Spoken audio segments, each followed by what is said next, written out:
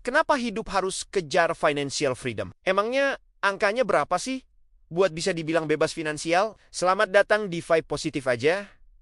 Hari ini kita bakal kupas tuntas topik yang semua orang pengen. Tapi banyak banget yang salah konsepnya financial freedom. Kebanyakan orang mikir, financial freedom itu artinya punya Lamborghini, bisa liburan mewah tiap bulan, atau duduk santai aja sambil nonton uang ngalir ke rekening. Tapi, kenyataannya jauh dari itu. Financial freedom itu bukan soal seberapa mewah gaya hidup lo, tapi soal seberapa besar kebebasan lo buat memilih jalan hidup. Sekarang, pertanyaan paling jujur.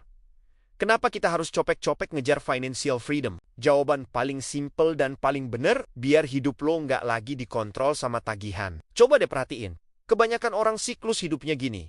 Bangun pagi, kerja mati-matian, capek, terima gaji, bayar cicilan dan tagihan, terus ulang lagi dari awal. Ini bukan karena mereka bodoh, tapi karena mereka kejebak dalam sistem. Kalau lo nggak punya aset yang menghasilkan uang, maka satu-satunya cara buat lo bertahan hidup adalah dengan menukar waktu lo dengan uang.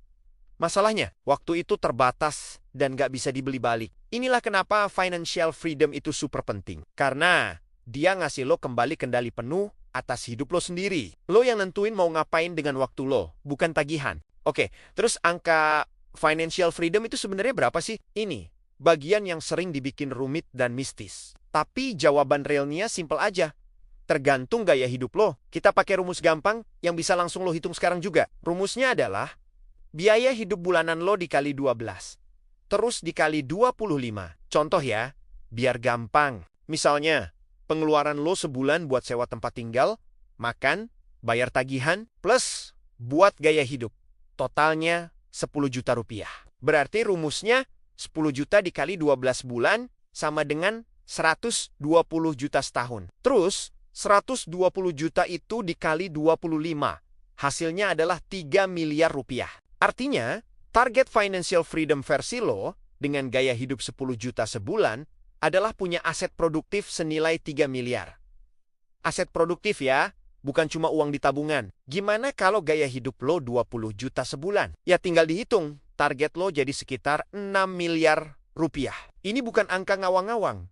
Ini angka matematis, jadi lo bisa punya target yang jelas. Terus, berapa sih penghasilan per tahun yang dibutuhin biar bisa bebas finansial?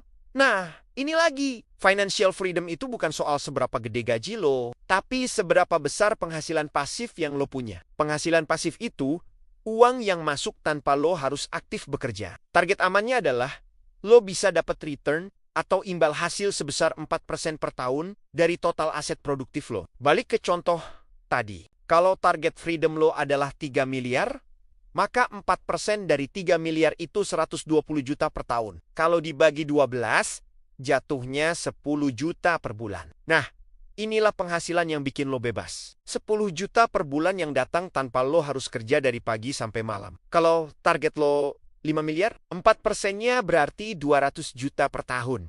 Atau sekitar 16,6 juta per bulan. Itulah income yang bikin lo beneran bebas. Bukan dari gaji, bukan dari uang lembur. Sekarang, gimana cara realistis menuju financial freedom tanpa omong kosong? Ini bukan tips-tips cantik di Instagram. Ini cara yang beneran jalan. Langkah pertama, naikin dulu active income lo. Tanpa modal, nggak akan ada investasi. Jadi, lo harus fokus dulu buat nambahin pemasukan aktif. Caranya, cari skill yang dibayar mahal, mulai side hustle atau kerjaan sampingan, dan terus upgrade nilai diri lo. Hemat doang nggak akan pernah cukup. Lo harus bisa nambahin keran pemasukan.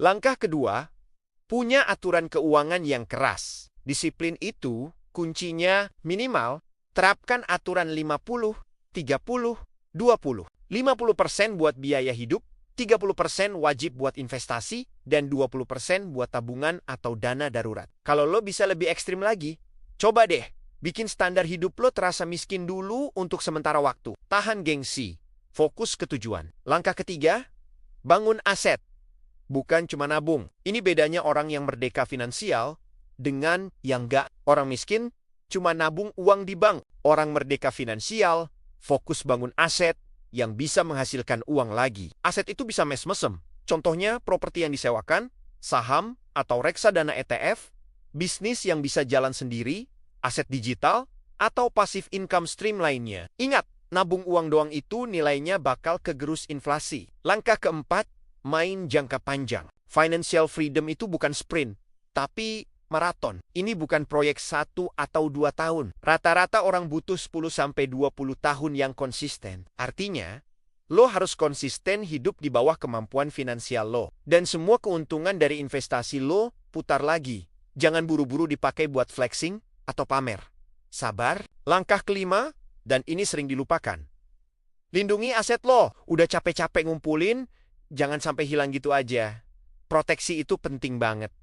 Apa aja bentuknya? Punya asuransi dasar yang penting, punya dana darurat yang cukup, dan diversifikasi portofolio investasi lo. Jangan taruh semua telur dalam satu keranjang. Banyak orang gagal bukan karena mereka nggak bisa jadi kaya, tapi karena mereka kena satu masalah besar, terus semua asetnya habis, dan jatuh miskin lagi. Sebagai penutup, ini real talk-nya. Mengejar financial freedom itu mahal, tapi sangat sepadan. Lo harus rela hidup beda dari orang lain. Lo harus rela lebih sabar dari orang lain. Lo harus rela menahan ego lebih lama, dan tetap fokus saat yang lain lagi santai-santai. Tapi, sebagai gantinya, lo akan mendapatkan sesuatu yang gak bisa dibeli sama uang. Waktu, kebebasan, ketenangan pikiran, dan yang terpenting, pilihan. Dan semua itu priceless, gak ternilai harganya. Ingat, financial freedom itu bukan buat pamer, tapi buat hidup damai. Bukan buat flexing di sosmed, tapi buat punya kendali penuh atas hidup lo sendiri. Kalau lo masih bangun tiap pagi karena takut sama tagihan, itu tandanya lo belum bebas. Dan kalau lo mau benar-benar bebas, mulailah dari hari ini. Ambil satu keputusan kecil untuk berubah, dan lakukan itu secara konsisten setiap hari. Terima kasih sudah nonton, sampai jumpa di Vibe Positif aja selanjutnya.